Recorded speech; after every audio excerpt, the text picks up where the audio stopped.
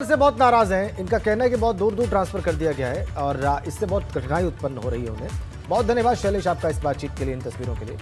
तो उत्तर प्रदेश में स्वास्थ्य सेवाएं चरमरा सकती हैं क्योंकि अलग अलग जिलों में 102 और 108 एम्बुलेंस सेवा के कर्मचारी हड़ताल पर। कई मांगों को लेकर एम्बुलेंस कर्मचारियों ने चक्का जाम किया हुआ है। साथ ही धरना देते हुए एम्बुलेंस सेवा से जुड़े कर्मचारी नारेबाजी भी कर रहे हैं। आपको हम 3 तस्वीरें दिखा रहे हैं। कन्नौज में मेडिकल कॉलेज में एम्बुलेंस कर्मचारियों और ड्राइवर्स ने चक्का जाम किया है। अपनी मांगों को लेकर ये कर्मचारी धरने पर बैठे हैं। प्रदर्शनकारी कर्मचारियों की मांग है कि ठेकेदारी प्रथा खत्म हो। दूसरी तस्वीर आपको उन्नाव की हम दिखा रहे हैं। यहाँ भी एम्बुलेंस ड्राइवर्स ने हड़ताल की हुई है और इससे लोगों की परेशानी बढ़ी है। आरोप है कि नई कंपनी नए सिरे से ड्राइवर्स की भर्ती कर रही है और इससे ये सभी एम्बुलेंस कर्मचारी हड़ताल पर। तीसरी तस्वीर बरेली की है। यहाँ पर भी 108 और 102 एम्बुलेंस के कर्मचारी धरने पर बैठे हैं। कई मांगों को लेकर ये धरना दे रहे हैं। यहाँ पर एम्बुलेंस कर्मचारियों की मांग है कि कोरोना काल में जिन कर्मचारियों की मौत हुई है उनके परिजनों को 50 लाख रुपए का मुआवजा दिया जाए। 3 तस्वीरें आप देख लीजिए। तीनों ही जगहों पर एम्बुलेंस कर्मी हड़ताल।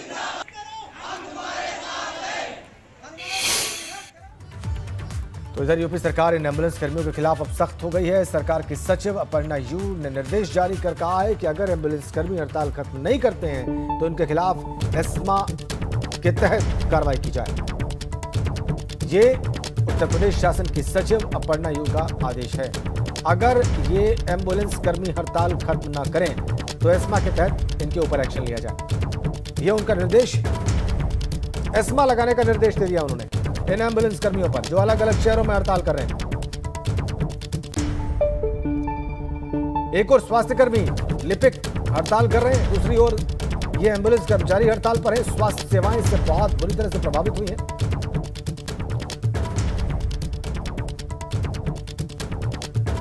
आपको हम बताते हैं पॉइंट वाइज कि क्या वजह है इस विरोध की, इस प्रदर्शन की, सारा मामला क्या है।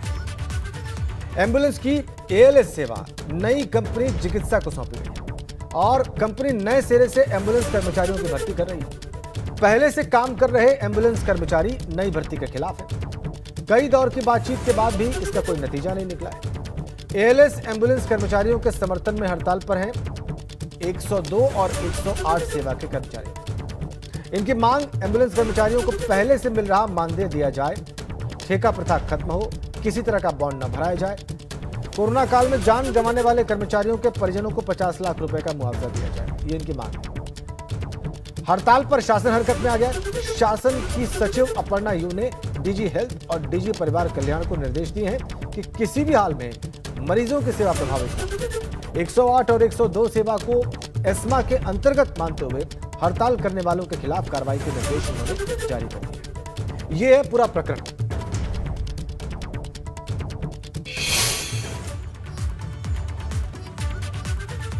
और बसपा और सपा के केंद्रीय राज्य मंत्री कौशल किशोर का बयान इस विषय पर आया है। बसपा और सपा के ब्राह्मण सम्मेलनों पर उन्होंने बयान जारी किया है। 95% ब्राह्मण बीजेपी के साथ हैं, यह कौशल किशोर का कहना है। बसपा का ब्राह्मण सम्मेलन अंबेडकर की नीति के साथ धोखा है। जब ब्राह्मण शंख बजा रहा है और हाथी जंगल चला गया है तो अब ब्राह्मण उनके साथ नहीं जाएगा, ये कौशल किशोर ने कहा है। केंद्रीय राज्य मंत्री हैं, लखनऊ से सांसद हैं बीजेपी के और बड़े दलित नेता। उनका कहना है 95% ब्राह्मण बीजेपी के साथ है। हमारे सहयोगी अविनाश तिवारी ने केंद्रीय राज्य मंत्री कौशल किशोर से बात की है, आप भी देखिए। बात करें तो ब्राह्मणों को लेकर बड़ी राजनीति तेज है, चाहे बीजेपी हो, चाहे बीएसपी हो, चाहे अब सपा हो, सभी लोग साधने में लग गए हैं ब्राह्मणों को। किस तरीके से आप देखते हैं? देखिए, ब्राह्मण पहले भी जितना प्रतिशत था 95% ब्राह्मण बीएसपी के साथ नहीं रहा, सपा के साथ नहीं रहा। 95% से ज़्यादा ब्राह्मण हमेशा बीजेपी के साथ खड़ा है और उन्हीं के साथ खड़ा रहेगा, क्योंकि ब्राह्मण भी इस बात को समझता है कि वास्तव में देश के लिए कौन काम कर रहा है। तो बीजेपी इसलिए इस समय राष्ट्रवाद के लिए काम कर रही है, देश के लिए काम कर रही है, आत्मनिर्भर भारत के लिए काम कर रही है, मेक इन इंडिया के लिए, भारत बनाने के लिए काम कर रही है। चीन के बॉर्डर पर हमारी सेना खड़ी है, पाकिस्तान के बॉर्डर पर हमारी सेना खड़ी है देश की सुरक्षा के लिए। तो ब्राह्मण एक बुद्धिजीवी कौम है, वो पूरी तरीके से समझती है और समझ रही है वो कौम, और इसलिए पूरी तरीके से वो राष्ट्र को मजबूत करने के लिए इन किसी के चक्कर में फंसने वाली नहीं है, और वो कौम जो है पूरी तरीके से बीजेपी के साथ खड़ी रहेगी। चलिए आगे बढ़ते हैं। मुख्यमंत्री योगी आदित्यनाथ ने सरकार और जनता के बीच सीधे संवाद बनाने के लिए नए पोर्टल up.mygov.in की लॉन्चिंग की और इसके जरिए सरकारी योजनाओं के अमल में जनता की भागीदारी अब सुनिश्चित होगी। इससे ये पोर्टल जनता और सरकार के बीच सेतु का काम करेगा। यूपी सरकार ने प्रधानमंत्री मोदी की प्रेरणा से केंद्र सरकार के पोर्टल माईगॉव पोर्टल को यूपी में शुरू करने का निर्णय लिया है।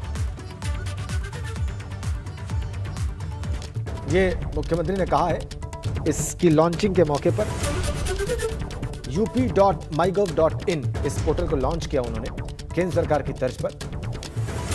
7 वर्षों पहले केंद्र सरकार ने ये लॉन्च किया था केंद्रीय स्तर पर। अब यूपी सरकार ने इसे प्रादेशिक स्तर पर इसी पोर्टल का यूपी का वर्जन लॉन्च किया है, up.mygov.in इसका नाम है, और इसमें सीधा संवाद होगा सरकार और जनता के बीच में। एक क्लिक के जरिए लोग अपनी बात रख सकेंगे सरकार के सामने, सरकार की योजनाओं के बारे में जान सकेंगे, उनसे लाभ प्राप्त कर सकेंगे और सीधा संवाद संभव हो पाएगा सरकार और जनता के बीच में।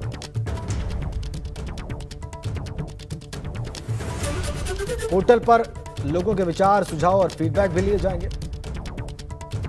तो इस तरीके से शासन में जनता की भागीदारी सुनिश्चित हो सकेगी इस पोर्टल के माध्यम से।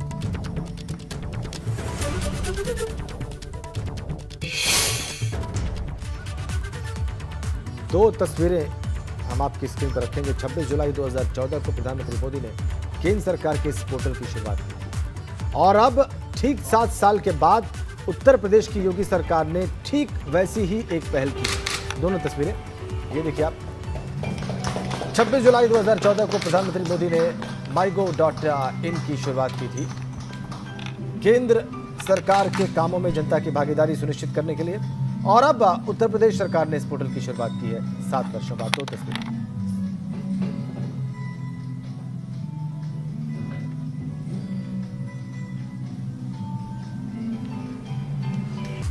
और वहीं इस मौके पर मुख्यमंत्री योगी आदित्यनाथ ने कहा कि इस पोर्टल की लॉन्चिंग से जनता और सरकार के बीच दूरी कम हो जाएगी।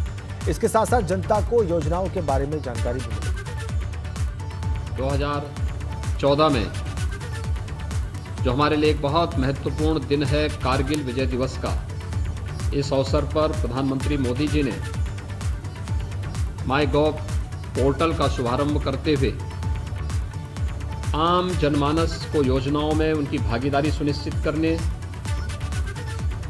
उनके सुझावों को उसके बाद उसके साथ जोड़ने और उनकी भावनाओं के लोकतंत्र की भावनाओं के अनुरूप शासन की योजनाओं को मूर्त देने के लिए जिस पोर्टल का शुभारंभ किया था, आज देश के 1,85,00,000 से अधिक लोगों का सीधा जुड़ाव इस पोर्टल के माध्यम से इसकी लोकप्रियता को उजागर करता है। 2016 तक, मुझे याद है 2016 दिसंबर और जनवरी 2017 में मुझे स्वयं कुछ ऐसे स्थानों का भ्रमण करने का अवसर मिला था जहां भूख से मौतें हुई थी।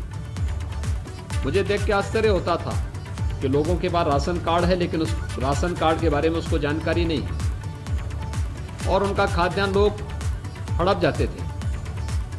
जब ई-पॉस मशीन लगा करके हम लोगों ने 80,000 से अधिक फेयर प्राइस शॉप्स में ई-पॉस मशीन के साथ जोड़ करके उसे स्टेट गवर्नमेंट के पोर्टल के साथ जोड़ा, तो आज प्रदेश के अंदर 15 करोड़ लोगों को हम सीधे सीधे पब्लिक डिस्ट्रीब्यूशन सिस्टम का लाभ दे रहे हैं।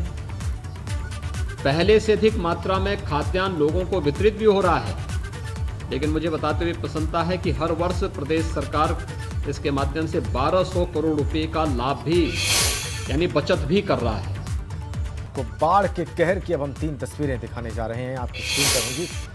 ये रही पहली तस्वीर गोरखपुर की। यहाँ पर रविवार को हुई भारी बारिश के बाद राप्ती और रोहिन नदियां उफान पर हैं। इस शहर के पश्चिमी छोर पर बांध से सटे मोहल्ले में बाढ़ का पानी घुस गया। लोग नाव पर सवारी करके घर को जाने को मजबूर हो गए। यहाँ पर महिलाएं खुद नाव खेपती नजर आई। दूसरी तस्वीर गोंडा से है। वहां पर घाघरा नदी का जलस्तर खतरे के निशान से करीब 11 सेंटीमीटर ऊपर है और इससे नदी का पानी 2 ब्लॉक्स के 15 से 16 गांव तक जा पहुंचा है। बाढ़ जैसे हालात यहां पर बने हुए हैं। तीसरी तस्वीर बस्ती की है। यहां पर आपको सरयू नदी का जलस्तर बढ़ा हुआ दिखाई देगा और इसका पानी भी गांव में पहुंच चुका है। लोगों की परेशानी बढ़ी हुई है। तो नदियों का जलस्तर बढ़ने से गोरखपुर का हाल आपने देखा। यहां रविवार को हुई भारी बारिश से कई इलाकों में पानी भर गया। पानी इतना बढ़ा कि नावें चलने लगी। लोगों के घरों के आसपास करीब 7 फीट तक पानी भरा हुआ है और इससे पश्चिमी छोर पर मौजूद मोहल्ले के लोग खुद नाव खेते नजर आए और इसमें ज्यादातर महिलाएं शामिल थी जो खुद नाव चला रही थी।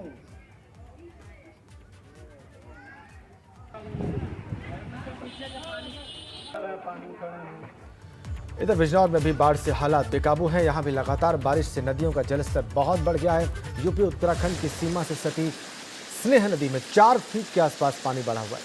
इसे जान जोखिम में डालकर ग्रामीण और स्कूली बच्चे ट्यूशन पढ़ने के लिए मजबूरी में नदी को पार कर रहे हैं। जल भराव से दर्जन भर गांव नदी का जलस्तर बढ़ने से प्रभावित हो रहे हैं।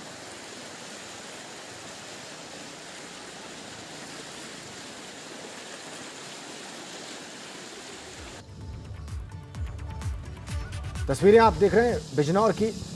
आप देखिए लोगों की परेशानी किस कदर बढ़ी हुई है इस बारिश की वजह से।